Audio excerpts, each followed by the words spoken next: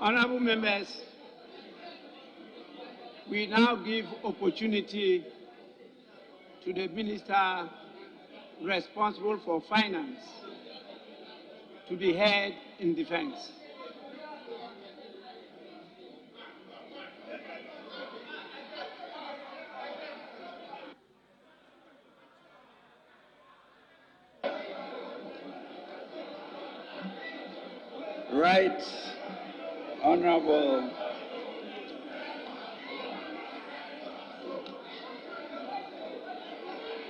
Right, Honorable Speaker,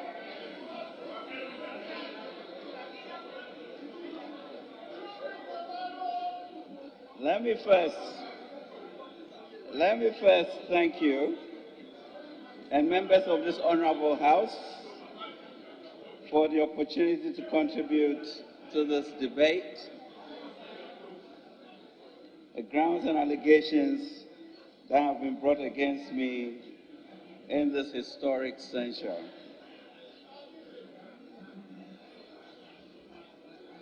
Mr. Speaker, these allegations by the minority side, excluding a few of them, I humbly say that I have done nothing amiss with them.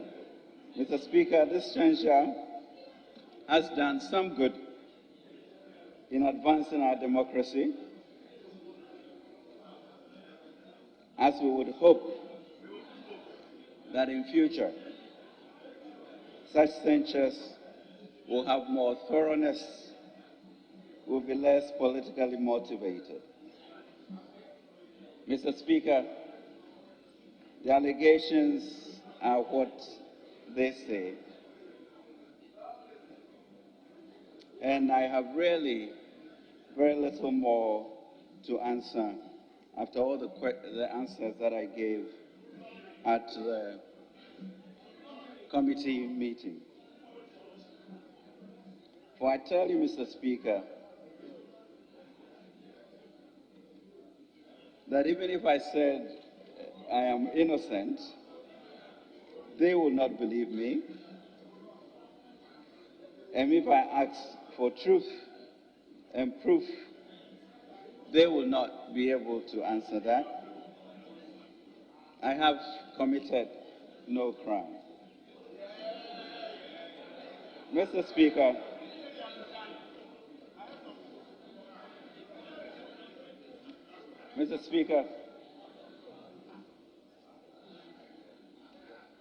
let me just remind us, as we talk about the issue of recklessness, of mismanagement, of conflict of interest,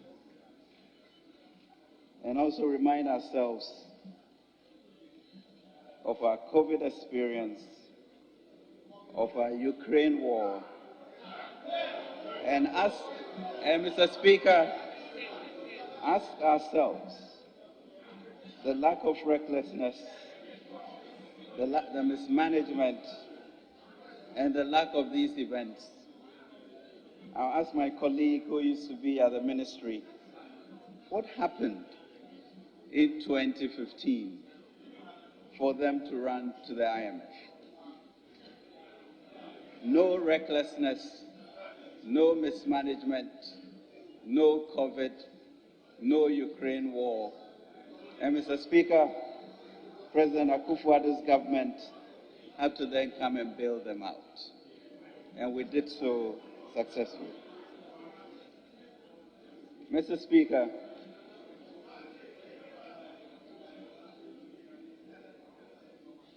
for the loud and urgent voices seem to have prevailed, but the shouts of censor and censor, I believe, Mr. Speaker, shall forever ring in the ears of those who signed the censure, and their conscience and their souls. Censure will ring as crucify, crucify in their minds. And they, Mr. Speaker, I believe, have been sifted. This then is not a very good hour, and it's truly an hour of darkness. Mr. Speaker, in this very country, we have voted for PDAs. Honorable Minister. And we saw where it took us. Honorable Minister, just a minute. Resume your seat. Yes, Honorable Edward Bawa. Please, Minister, you may sit. You may sit. Yes. Thank you very much, Mr. Speaker. The essence of the minister talking to us is for us to hear. We can hardly hear what he's saying. And we want to believe that he wants to make a case. We want to believe that he wants to make a case for us to know that we don't have to vote him out of office. He's reading from a script, and we cannot even hear what he's saying. Sit down.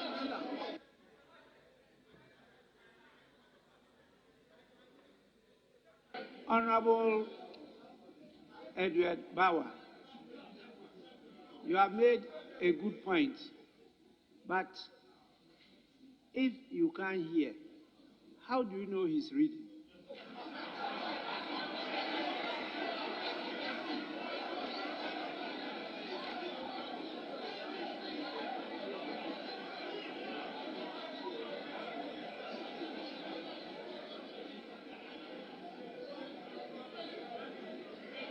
Mr. Speaker, his face is buried in the paper. Mr. Speaker, Yes. he was fully buried in the paper. You could see it. That he was reading, not even getting up to have eye contact with us, because he was not too sure if he raises his head, he would know the line again. So he was just reading. And we saw that. I don't have a problem with that. I want to hear what he's reading, so that I can make an informed decision. That's all that I'm asking of. Honorable member, sometimes you see my head down and I'm speaking. I am not reading. If the point is that you are not hearing him, that I will take on board. But the next one that he is reading, when you are not even hearing him, is what is baffling me. Honorable Minister, is a defense. The people want to hear you. The other part, haven't admitted it. Thank you very much, Yes. Mr. Speaker, and thank the Honorable Bawa for that. Mr. Speaker, Honorable Bawa, essentially what I said was that without COVID and without the Ukraine war and without recklessness and without mismanagement and without conflict of interest, you took us to the IMF.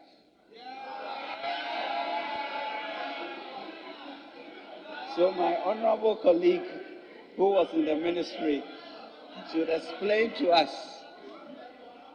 how with such clarity, with no exogenous factors, you were able to take us to the IMF. And Mr. Speaker, Akufo-Addo's government then came and bailed them out. Mr. Speaker, the loud and urgent voices seem to be prevailing. And the yells and shouts of censure shall forever in my mind ring in their ears and conscience and souls as crucified for no reason. Mr. Speaker, they have been sifted like wheat. This time, Mr. Speaker, I believe is a sad hour when darkness from some of our own citizens seem to want to reign. But Mr. Speaker, in this very country is where we have had PDAs by the Nkrumah regime, citizens vetting committees by the Rawlings regime. We shall not, Mr. Speaker, encourage such discussions. Mr. Speaker, the Lord is gracious and compassionate. Mr. Speaker, the Lord is slow to anger and rich in love. Mr. Speaker, it is such love that we must show to those who have brought us here. The Lord has given Ghanaians a spirit of courage, love, and self-discipline. And we must pray for the Holy Spirit to strengthen us to love all of our neighbors. Mr. Speaker, in the budget that I read, we called it the Nkabom budget. And that is what we need going forward. Mr. Speaker, my defense, and I thank you for this opportunity, Mr. Speaker. God bless us and bless our homeland, Ghana. Thank you.